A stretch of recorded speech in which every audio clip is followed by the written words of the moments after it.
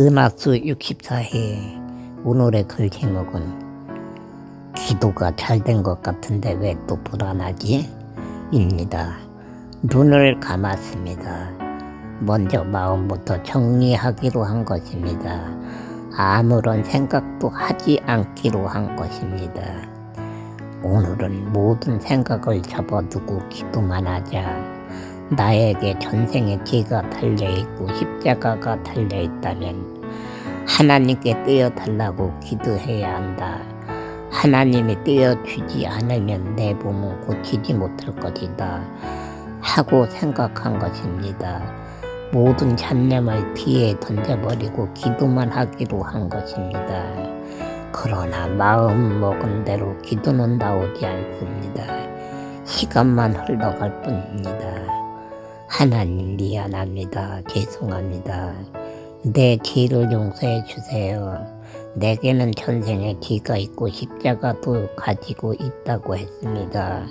나도 교회에 다니면 용서받을 수 있겠지만 몸이 이래서 교회에 다니지 못하고 있습니다. 사랑이 많아서 무엇이든 용서하신다고 하셨지요. 하나님 제발 부탁합니다. 저를 꼭 고쳐주세요. 고쳐만 주시면 열심히 교회에 다니겠습니다. 왜 제가 전생과 우리 집 십자가를 가지고 살아야 하는 것인지 알 수가 없습니다. 몸을 고치려면 기도를 해야 하는 기근에 계속 중얼거립니다. 이것이 기도인지는 모르겠지만 신기한 일이 생깁니다. 마음이 편안해진 것입니다. 기도가 잘 된 것 같은데 왜 또 불안하지? 참으로 이상합니다. 조금 전까지만 해도 기도를 잘한 것 같다는 생각에 하나님이 꼭 고쳐줄 것이다 하고 생각하고 있었는데 저녁을 먹으려고 하는데 갑자기 아직 기도가 부족하다. 하나님이 안 고쳐지면 어떻게 하지? 하는 생각에 또다시 걱정이 생긴 것입니다. 밥을 먹으면 교회에 갈 것이란 생각에 부담으로 다가온 모양입니다. 보리밥도 없어서 잘 먹지 못하던 시대인데 밥맛이 꿀맛이 아니라 모래를 씹는 것 같습니다. 억지로 몇 수저를 먹은 후 자신의 방으로 옵니다. 눈을 감고 자신을 생각해 봅니다. 만약에 내가 건강해진다면 내 모습은 과연 어떤 모습일까? 내 키도 몸도 다른 사람들 같이 커질까? 아니면 그대로일까 하는 생각과 만일 안수기도 받았는데도 내 몸이 고쳐지지 않으면 창피해서 어떻게 하지? 아버지 엄마가 미워서 버릴지도 모르는데 집에 어떻게 가지? 하는 생각입니다. 걱정이 되기도 했지만 몹시 궁금했습니다. 왜 걱정이 되고 궁금한 것일까요? 고침을 받아서 키도 커지고 몸도 커진다면 이보다 더 기쁜 일은 없을 것입니다. 그러나 만일 고침을 받지 못하면 너무나도 비참한 인생이 될 것이기 때문입니다. 그래, 어떻게 하든지 나는 꼭 고침을 받아야 한다. 고침을 받아야 한다는 생각으로 마음을 정리합니다. 생각은 끝이 없는 것이기에 좋은 쪽으로 마음을 찾아본 것입니다. 기도하고 옷을 갈아입습니다. 기근아 가자. 방문을 열고 아버지는 말합니다. 아버지에게 미안한 기근이 아무 말도 하지 못하고 지팡이를 짚고 일어나서 아버지 등에 엎입니다. 나도 설거지하고 갈 테니까 걱정하지 말고 가거라. 가서 기도 많이 하고 있어라. 어머니는 뱃문까지 따라 나오면서 말합니다. 참으로 신기한 일입니다. 어머니가 이렇게까지 관심 가져준 적은 없었기 때문입니다. 아버지는 앞마당을 지나 바깥마당으로 향합니다. 아버지는 어디로 가실 것인가? 아래쪽으로 가면 동네 사람들에게 창피하니까 선앙당 길로 가면은 참으로 좋겠다. 속으로 중얼거리며 걱정을 합니다. 아랫길로 가면 동네를 통과합니다. 동네 사람들이 보게 될 것입니다. 에구, 걔는 나이가 18살이나 됐는데도 업혀서 가네. 아버지를 업어주어도 부족한 나이인데 업혀서 가네. 쭈쭈쭈. 도대체 기근이는 무슨 생각을 하면서 살아가고 있는 것일까 하고 수군거릴 것입니다. 아이들이 보면 더욱 창피한 일입니다. 친구는 물론 나이 3-4살 적은 친구들도 국민학교 졸업을 하며 농사일을 돕기도 하고 품을 팔기도 합니다. 그러나 18세가 되어 어른이 되었지만 기근이는 여전히 아무 일도 하지 못하고 있습니다.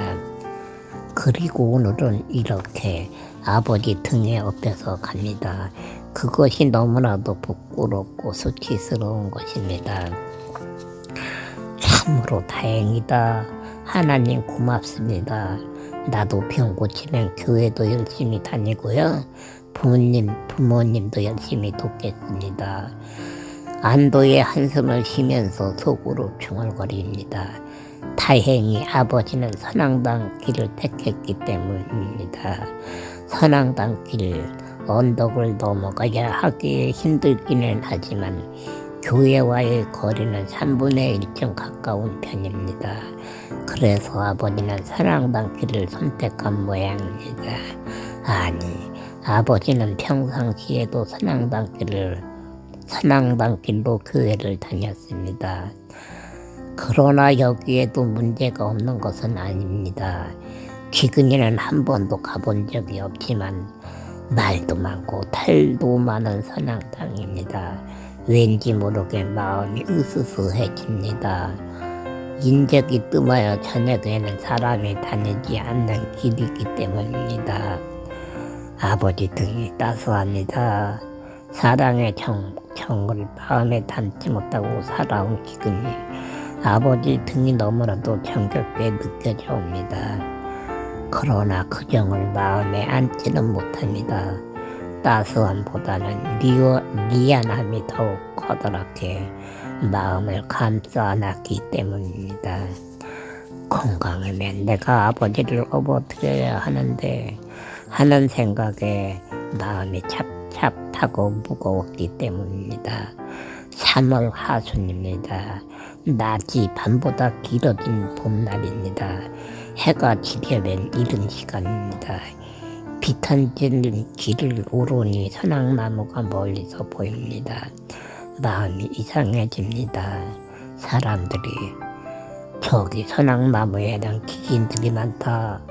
귀신만 많은 것이 아니라 산신령도 있지 하고 말하기도 하고 산신령뿐이야.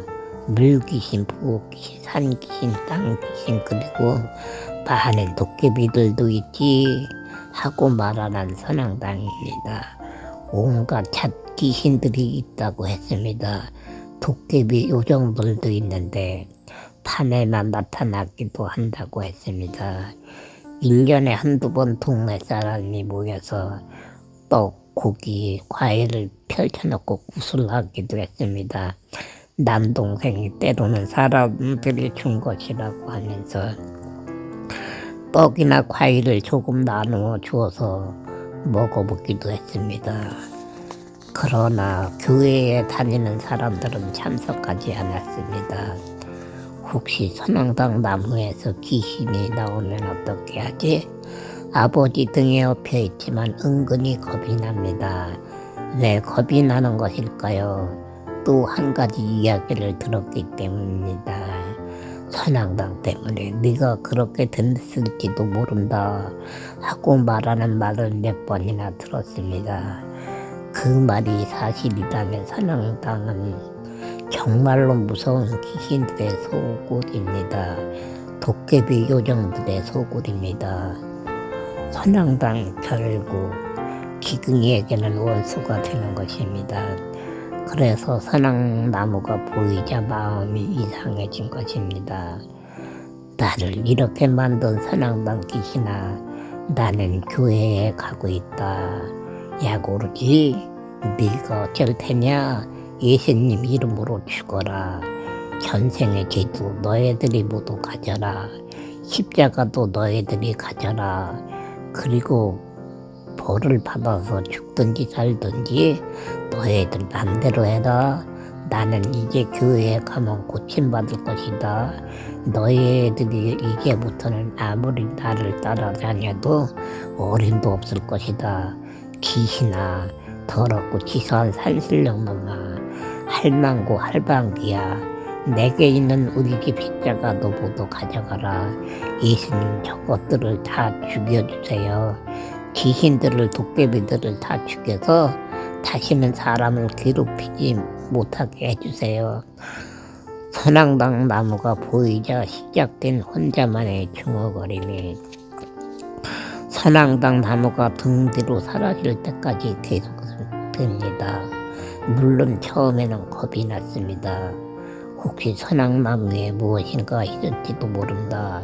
조심해야 한다 하고 생각했습니다.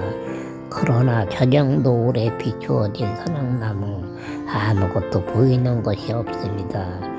바나나 동화책처럼 무언가 나타날 것만 같아서 호기심도 생기고 으스스하기도 했었는데 아무것도 나타나지 않았습니다. 몇십 년 묵은 상수리 나무입니다. 결국에는 나는 속고 있었구나 하고 생각했습니다. 그래서 마음껏 조롱을 한 것입니다. 도대체 선앙당 나무가 무엇인데 사람들이 절을 하면서 빌고 하는 것일까?